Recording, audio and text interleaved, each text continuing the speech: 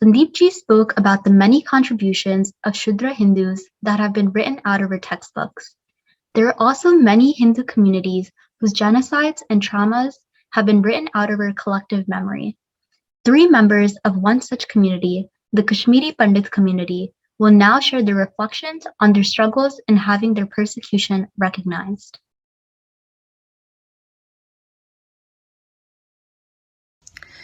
Namaskar, my name is Sonal Sher and I'm one of the 400 to 500,000 Kashmiri Hindus who were made refugees in our own country. The number is slightly vague because to date there has been no official count of the number of people, hundreds of thousands of people who were made to leave our homes. I was born in Srinagar, Kashmir, and I remember that fateful night of 19th of January. We were faced with large groups of people screaming, shouting. There were slogans on the road, out in the streets, all baying for our blood. All the mosques were blaring out slogans of hate against us in tandem, and it was happening over and over and over. It was absolutely horrific. It's been 31 years and to be perfectly honest, I still find it difficult to speak about what happened. I think part of the reason is that sometimes it's just sheer disbelief that this was allowed to happen, and part of the reason is the trauma that surrounds the whole situation. One of the memories that I have is my mother grabbing hold of my hand and her sweaty palms and trying to drag me away from the window because I was looking out to see what was going on, and telling me to step away because there could be a stray bullet coming through. And typically, as you do when you're very, very young and supremely confident, to be saying that it can't happen. The walls of our house are very, very thick. Our entire community was subject to genocide in a country that prides itself on being the world's largest democracy, in a country that prides itself on being secular, where they say that every religion is treated equally.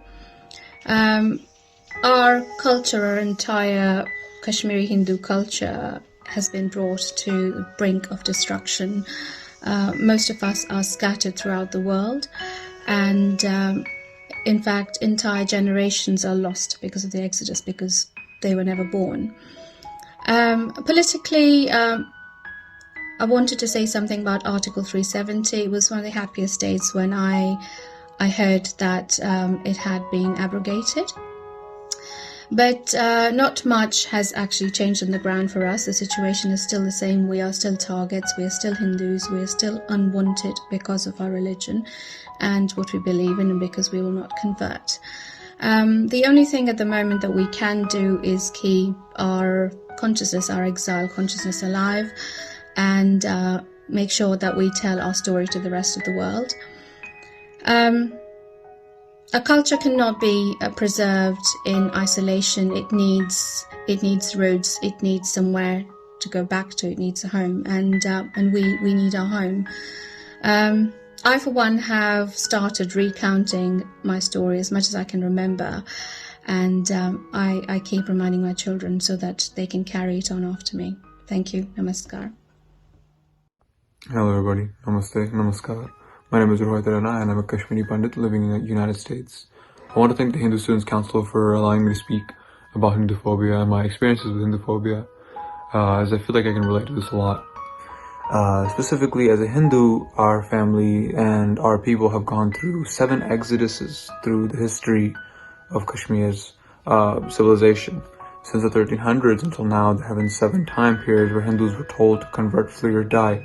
In Kashmiri, Ralif, Salif, Ya Galif, over those time periods. And I constantly actually go onto social media to talk about these experiences that my family have related to the most current exodus that we've gone through. My mother's father actually stayed back in Kashmir in the exile, in the exodus that occurred because he wanted to finish up work, and he had this belief that no, Hindus and Muslims will get along, we're brothers, and nothing will happen to us in Kashmir.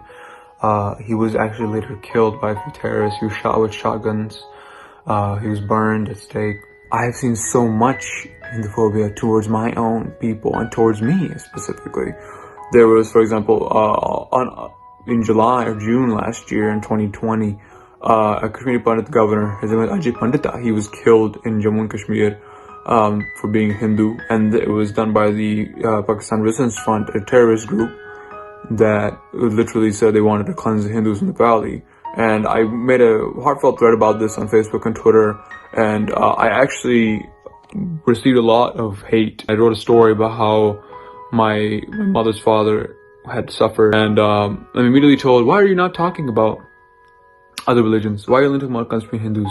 Oh, and then other people are like, oh, but Kashmiri Hindus have never gone through anything. Some people have even gone as far as to say you should have been killed with your grandfather, or it was good that your grandfather died. These situations. And it's a lot to take in, it's a lot to see. Recently, the Humans of Bombay actually reached out to me and posted about my mother and I. And while we were thankful that they were there, and the post got some leverage to explain our story, there were multiple in the comments saying that this was a government propaganda scheme, that this never happened to us, that we're lying. And it just it's painful, it's paining that we have to constantly be fighting not just a narrative that doesn't work against us, but our own people, because some people just don't believe in this, and it's something that we have to work harder. And that's why I took it to social media. And this constitutes Hinduphobia, because it's not just my people. Kashmiri Pandits are not the only group of the Hindus that have suffered in India. There are Bengali Hindus that have suffered. There are other parts of India, Hindus, that have gone through issues. And I just want to I've only wanted to share my story and elaborate on my story, and I want to take part of changing the world and teaching the world that there's so much to learn and so much that I need to be sharing, because history can and will be forgotten if the oppressors are teaching it and not those who are oppressed. Hi, I'm Nisha of Qasba. I'm a Kashmiri Hindu, born and raised in Maryland. For those who might not know or have never heard of Kashmiri Hindu, I'm here to tell you about our history and what my family, my ancestry has gone through. Starting always from the 1300s up until present day, there's been 7 exoduses of Kashmiri Hindus from what is known as J&K. J&K being Jammu and Kashmir. In India, Kashmir today is very well known as being one of the most, if not the most densely populated militarized area in the world. So as a Kashmiri Hindu, the most recent exodus occurred in 1990, when basically there was an uprising for what is called an independence movement for the valley, or for Kashmir as a state to separate from India. And one can think that this is a movement for self-determination and for freedom, which many do narrate that movement as. But as a Kashmiri Hindu, my family, who's been there for years, Hindus were targeted and told specifically to leave the valley at that time, because we were no longer welcome to live in Kashmir. And that was because the movement was very theocratic in nature. There was a need to create a state that only was dominated by one religion, and we did not fit that narrative and that demographic. And so since 1990 to now, there has been a continuous drop in Kashmiri Hindu population in Kashmir, dwindling down to about 3,000 to 8,000 individuals who are still residing in the valley that are Kashmiri Hindu. And this is not the first time we've been kicked out. This is actually our 7th, as I said. And we've noticed that when we do speak about our story, we're extremely dismissed. We're told that an alternative source of events actually happened, were precipitated what they consider our departure instead of our persecution, which is what it truly was and is. And I really do hope that this conference does bring some light to the type of Hindu persecution that not only happens in Kashmir, but many parts of the world that really no one knows about. Our story for many years was never spoken of and continues not to be spoken of. So I'm here to give you some light and to inform you that it does occur. It has occurred, and unfortunately it will continue to occur if it doesn't get the proper awareness it deserves. Why Kashmiri Hindu parents stopped telling bedtime stories to their children. The phone rang. My wife Nidhi was on the line. We were at a refugee camp for Kashmiri Pandits and staying with some of their children and their parents. Rajat, the children do not want to go to sleep. They have shared many incidents from their life, and now they are asking me. My wife's voice became blurred as I heard a loud laughter. Earlier in the day, the Kashmiri Hindu girls had shared with us their growing up in a small and congested room with no privacy. They had shared being mocked by residents around the camp who called them campwallas, those living in a camp, and passed nasty comments. They talked of being discriminated against in their schools, marked for being refugees. Please stay here for a night if you want to understand what we go through every day. Nidhi and I had decided to spend a night after their request. Nidhi decided to share a room with some of the girls, I with the boys. The thought of going back to our hotel's comfort after a long and tiring day and a grueling workshop was alluring, but their appeal had held us back. The camp, surrounded by a brick kiln throwing fumes, wasn't exactly a dream place to spend the night, but little did we realize it'll teach us a lesson we will never forget. What are they asking you? I asked her. Can't you tell them they have school tomorrow and need to sleep? We do that to our own child every day, I told her. They are pleading with me, asking me to tell them a story is a condition for going to sleep. I told them that Uncle will tell you one tomorrow, but they are saying call Uncle here and ask him to tell us right now. One of the mothers said they haven't seen this behavior before. Then she asked, aren't the boys doing anything similar? They are fast asleep, I told her. We discussed cricket, Sachin Tendulkar, and why Indian cricket team is not in form and the gym they have built up. That was the end of it. My mind went through the day's workshop in slow motion. Our team of psychologists and art therapists had conducted a workshop. The children had expressed many themes, their families running away in the middle of the night, their fear that they will be raped. The slogan that blared from mosques was that leave your women behind in Kashmir to create Pakistan, and their humiliation of being refugees in their own country. I thought as I walked towards their room. I thought a story or two would suffice. I couldn't have been more wrong. After exhausting my stories of Panchtantra, stories from the epics, they had fallen asleep as we switched off the lights and I went back. Two of the girls had laid their heads on my wife's lap during the storytelling. Some of the mothers had stayed awake, watching their daughter's unusual request. One of the Kashmiri Hindu mothers shared that they had always kept the lights on while they slept. Darkness was terrifying for the children and even the families. Almost all families slept with the lights on. Why do we tell bedtime stories to our children? Bedtime stories are a universal feature of mankind and are rituals followed across all cultures. They have been there since the beginning of human civilization. It is a ritual that as much helps children as it does the parents. Parents want to give their children something to last them through the dark night of separation. We want our children to feel safe and loved and cared for. We impart our inner selves during these moments of storytelling to say the world is a safe place for them to grow up. When there is silence and stories stop from parents, children know that something is wrong. They guess, surmise, and find out and create a meaning that the world is not a safe place to be. That is why storytelling is one of the first things that parents stop during a war or after a mass exodus as a refugee. They stop telling children stories and they go to sleep terrified, often having nightmares and dreams. Massive trauma disrupts the normal processes of our mind by flooding us with effects and experiences that cannot be contained, and then they turn the world of stories upside down. The historian Hayden White once said that a narrative or storytelling is as much about culture as it is about humanness. Storytelling is considered by social scientists as a tool that translates knowing into telling, and the way a culture transmits its values to the next generation. Storytelling teaches the child the capacity to organize his inner world. The next day, we asked some of the Kashmiri Hindu mothers why they had stopped telling stories to their children. Yes, we did tell stories when we lived in our homes in Kashmir, but ever since living in the camp, we stopped. What story do we tell now? One of them asked. There are two stories here. One is of where the world was a safe place once upon a time and things happened predictably.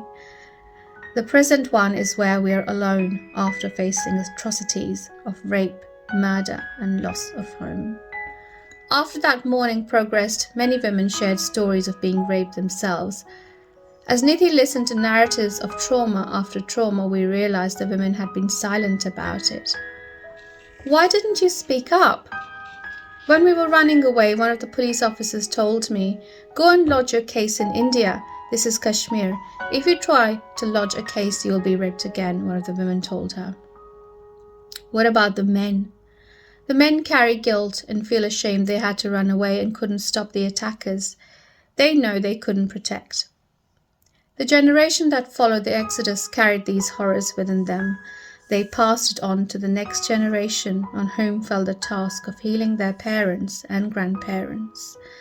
They felt a loss of not just their homes, but some whose bodies were violated. This healing may take generations. I had asked one of the Kashmiri Hindu parents, when will they tell stories again? She had said, after Article 370 is over and we go back to our homes with dignity, the first step in healing is justice. For the generation that ran away, their stories became fragmented, dissociated, and got lost. They began to keep secrets of what they went through. Whether it was sexual assault or humiliation of families running away, it happened for only one reason. They didn't belong to the faith of the majority and refused to convert as a condition for staying back in their homeland. Will the Kashmiri Hindus once again tell stories to their children now that Article 370 is over and abrogated? Will they build stories of resilience, of hope and courage that will tell them the world is a safe place for their children and that India cares for them, assuring them of a world where they will never have to run away from their homes again? Will the Kashmiri Hindus of future add a story for their children and grandchildren to describe what happened on 5th of August 2019? A story of hope and new beginning. A world where they can imagine living with respect and dignity as equal citizens. A story that could lessen the horrors of 19th of January 1990 and the years after that. We may not be able to restore to them what they have lost, but we can say there is justice and hope and the world hasn't forgotten them. The Pandits left the Kashmir Valley, as I understand it, in roughly 1990.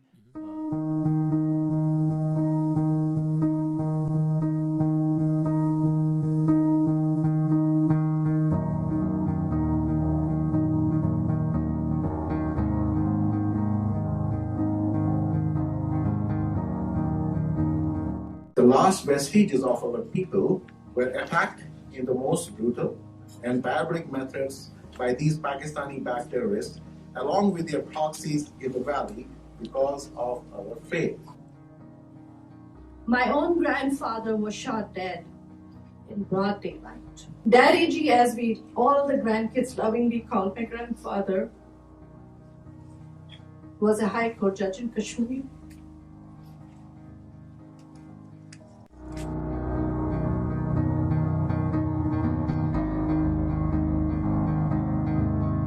We are going to burn you in your homes and take your women away. it's clear that they are coming to kill us. We did not know what to do. And my mom got hold of me, she pulled me and she hugged me. I will never forget that hug. It always brings tears to my eyes, and it felt like that's the last hug she's gonna give me.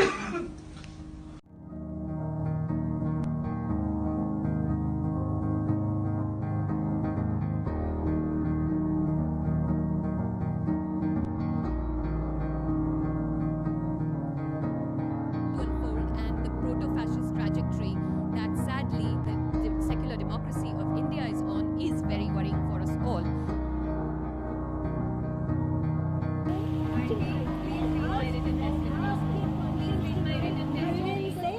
Ask your conscience tonight. You didn't say any of those things. You didn't mention anything about Kashmiri Hindus. Not once. Not once. But a blinding child is not going to make it better. It is communal. It's communalized. No, it is terrorism. Yes. But I was there. I heard all of the loudspeakers. This is about the BJP. Who kicked us out in 1989? BJP? Sorry, Who kicked us out in in 1989? who was the governor? No. Oh, Jagmohan. Oh my God. Oh my God. RSS flag. Yeah.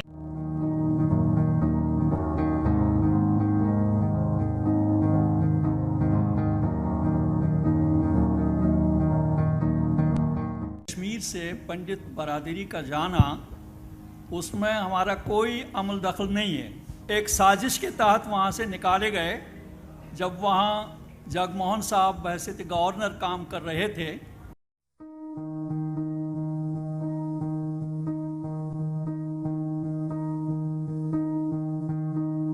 I don't know exactly what happened. Sandy Hook said conclusive. When we are asked to give proof for atrocities committed to our community, I freeze in time and say, really? Are you for real?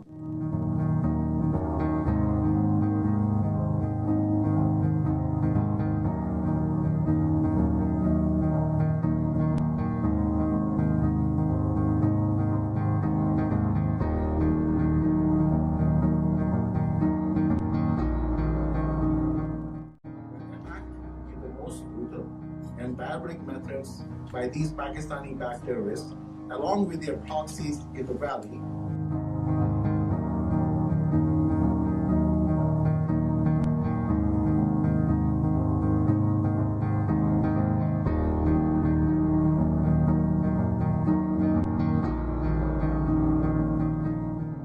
It's really important that we speak the truth about these matters.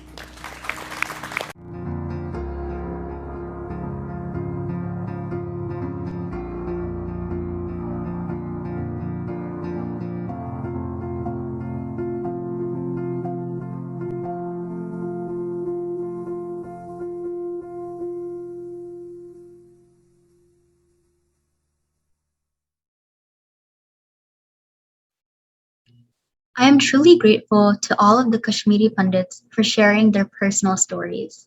I know it required a lot of bravery. As the video said, Kashmiri Hindus have been waiting for justice for 30 years. If you can spare just 30 seconds for them, please send them a message of solidarity to the Kashmiri Hindu community with the hashtag Understanding Hinduphobia 2021.